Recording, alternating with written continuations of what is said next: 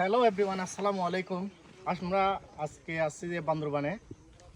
তো এখানে আমরা এসে দেখতেছি যে একটা নতুন ফল, যে ছোট ছোট দেখেন। এই ফলগুলা কিন্তু অত্যন্ত মানবদেহের জন্য উপকারী।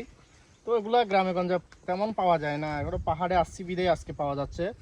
তো জিনিসটা অসাধারণ ভালো লাগছে আমারও। সেই হিসাবে আমি একটা খাচ্ছি। এটা সবাই খাবেন, যেহেতু শারীরিক সম্মত একটা গুলা। পাহাড় পর্বতে পাওয়া যায় এই জিনিসগুলা।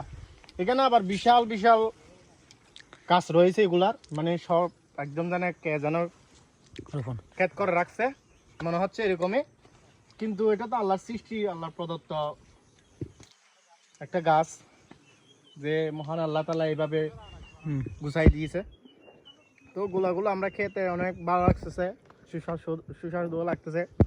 তো সেই হিসাবে আমি যে দর্শক ভাইদেরকে একটু দেখাই দিলাম, কেউ যদি